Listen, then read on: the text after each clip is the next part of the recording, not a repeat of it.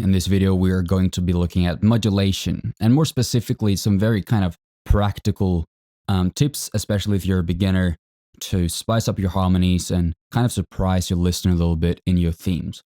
So I'm going to focus on a few key things that I think are the most effective when you're starting out, and I'm not going to just bombard you with every single theoretical way that you can use modulation and just make you overwhelmed and confused. So we're going to be focusing on a few key areas. And the first example I want to look at is one of the themes that we wrote in the melody chapter.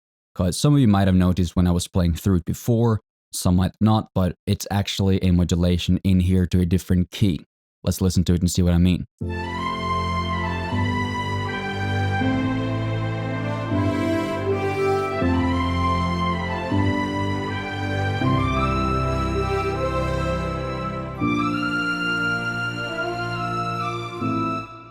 Right here, what's happening there?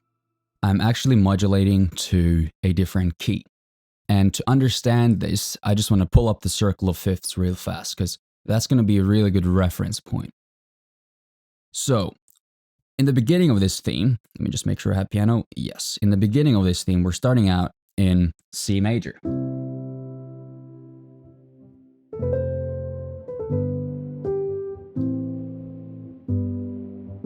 Just going up and down and landing on C, but all of a sudden suddenly there's a bunch of black keys snuck into here, which means we have gone to a different key. So what exactly I'm doing here is I'm looking at the melody note just in the same way as we found the main keys for our melody. We got an F, and in C major, the only chords that have an F in it is D minor or F major. But there's other chords that have F in it as well, which is B flat major.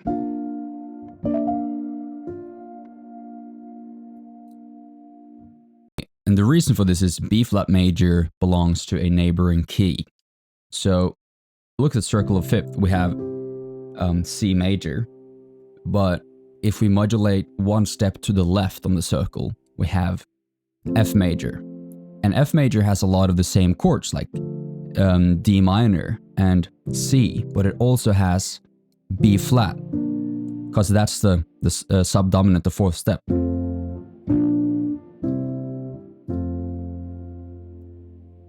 So what I'm effectively doing is that I'm using a note that exists in both keys, and I'm just smoothly modulating all of a sudden to F major by going to the B flat. And if this is confusing, just, let it sink in a little bit. Try to look at the different chords in each key. Look at the circle of fifths a few times, and hopefully it's going to become more clear what I'm talking about. But what I'm basically doing is that I'm modulating one step to the left on the circle of fifths to F from C. And an easy way to see this on a piano is to go 1/5 down. Boom. Or a fourth up. 1, 2, 3, 4. And you can keep modulating like this. So another step on the circle of fifth to the left would be, as you see, B flat. And that's another fifth down here from the F. So that is a very smooth way to modulate a melody. And what's good about it is that it feels natural, but it also gives the listener a little bit of a surprise. It adds something new and fresh to the melody. It's not as predictable. So let's just listen to this once more and see what happens.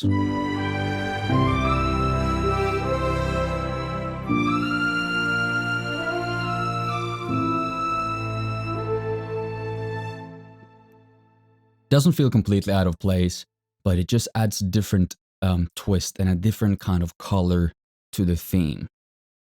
Now let's go ahead and look at a different theme that I made for this course that we're going to explore more in depth later, that also does something similar. Alright, so let's listen to this idea.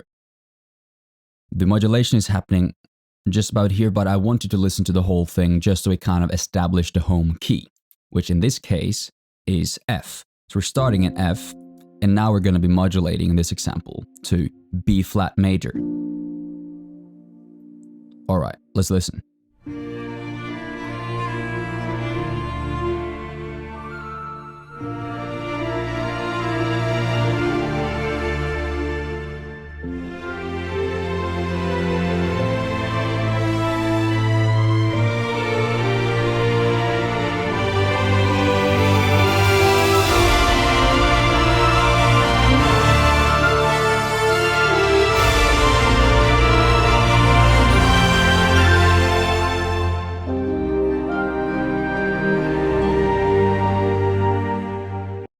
Boom, there we have a modulation to a different key. We're suddenly in the key of B flat major, or it's actually G minor, but as you know, they are, the relative keys of each other. It's the minor version. So let me just kind of play the chords of this passage, and then we're gonna quickly analyze what's happening.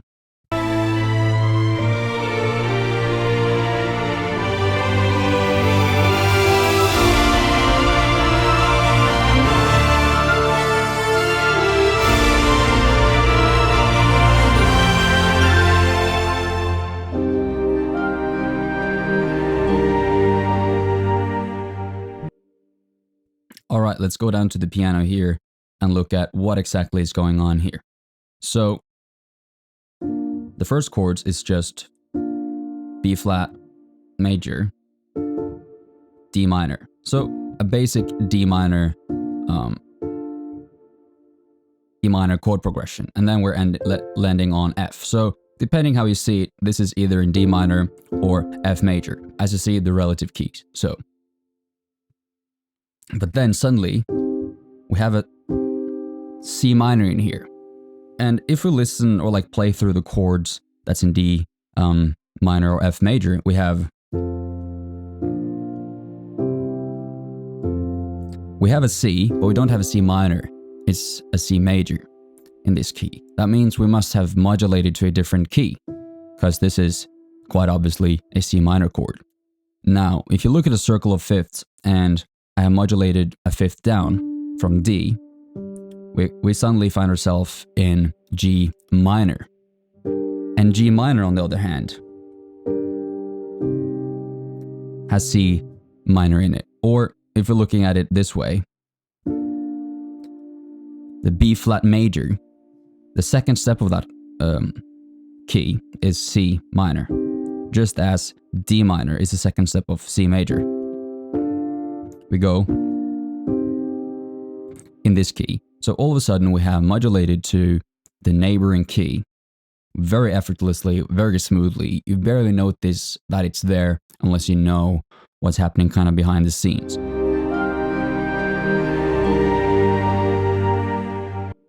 So I'm going from C minor to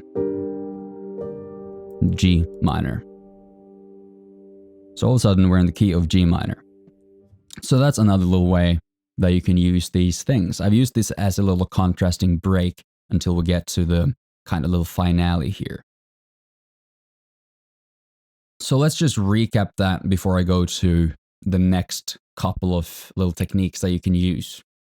So we've been talking about modulating to the neighboring key on the circle of fifths, which is something that you can just practice. Do a lot of exercises with some of your existing themes, or just write some new themes or chord progressions and practice ways to just modulate on into the next key on the circle of fifths. Just get comfortable with how this works, because it's a very effective tool. Now, at the end here, there's another little kind of bonus thing that I want to show you guys. Let's listen to the end.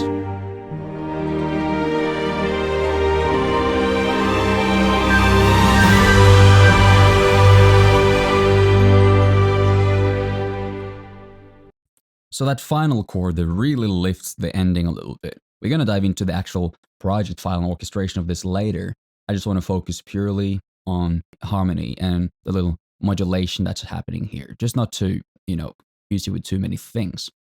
So the chords here are E flat major down to C minor, And usually you'd go to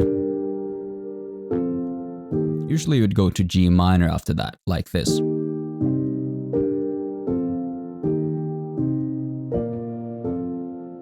Because that's the chord that's in the key. We're in the key of G minor after all, so you would expect G minor to be the chord that we resolve to. But instead of going to G minor, I'm going to G major. So what it sounds like is this then.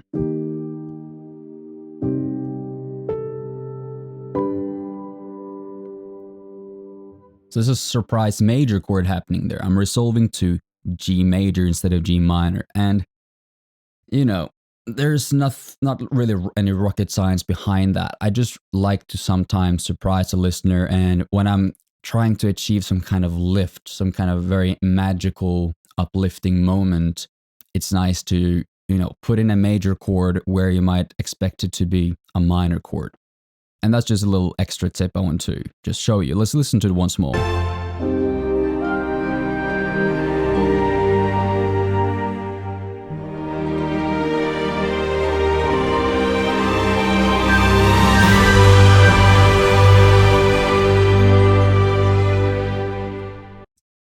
All right, next thing I want to show you. This is something that I think I'm also explaining in the legacy lecture of 3 practical ways of approaching modulation that you should check out. But I'm just gonna, you know, go through here as well because repetition is key to learning, guys. So let's go back to, you know, C major for simplicity's sake. Another way to just modulate is not necessarily modulating to a neighboring key, but just modulating up or down, say, 2 semitones. So from C to D. And, you know, you have to be kind of careful with this because it might sound a little bit cliche if you don't use it with, you know, careful with it. But it can also, you know, really give your track a little bit of a lift. Say we have a theme that goes like,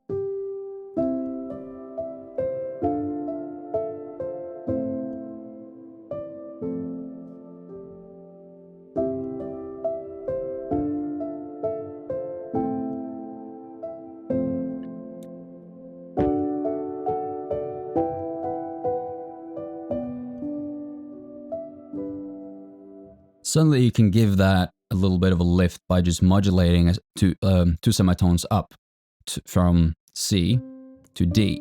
And, you know, it's not the best melodic example, but you can do this with any kind of theme.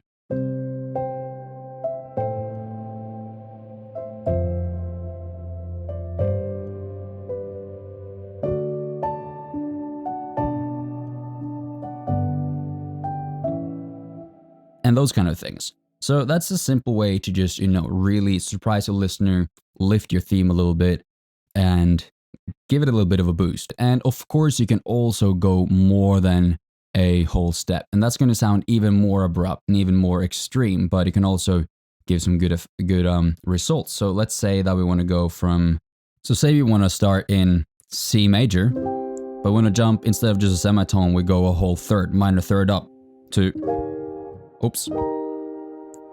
So what will that sound like? Well, let's say we play something random like this.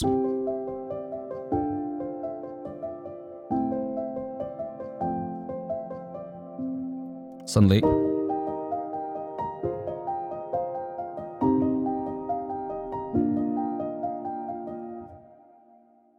any kind of direct jump like that, a direct modulation, is going to have a more extreme effect. And they all work differently. They all will give you different results, but I just want you to kind of experiment with these 2 types of modulations. So let's just recap this whole thing, right? First of all, we have modulations that go on the circle of fifth, which can be found by, you know, just either working with your melody note and saying, okay, what other chords do we have outside of my key that has this note in it? Usually that's going to be a key that's neighboring on the circle of fifths because they share a lot of the same notes. But if not, you can just look at the circle of fifths and think, all right, what's next to this one? And then modulate to that. That's going to be a smooth and seamless way to kind of lift your theme and piece a little bit. And then if you want something a bit more abrupt, you can do a direct modulation, which means you can just jump to a different key. Usually you would maybe jump a whole step up or maybe down if you want energy to go down a little bit. Or you can just jump to any random key But I would be careful with that because it might sound a little bit, out of place unless that's an extreme effect you're going for. But if you're going to do that, I would, try to stick to like a semitone up or a minor third up or maybe a major third up. If you're modulating to a fourth up, then you're effectively basically just modulating to the neighboring key because, it's a fifth down. So I hope that makes sense. I hope it's not too much information to take in. But I would recommend that you now write a little piece of melody or take one of your existing melodies and practice each type of modulation a few times. A direct modulation and also a modulation to a neighboring key. So that's all for now, guys. I'll see you guys later.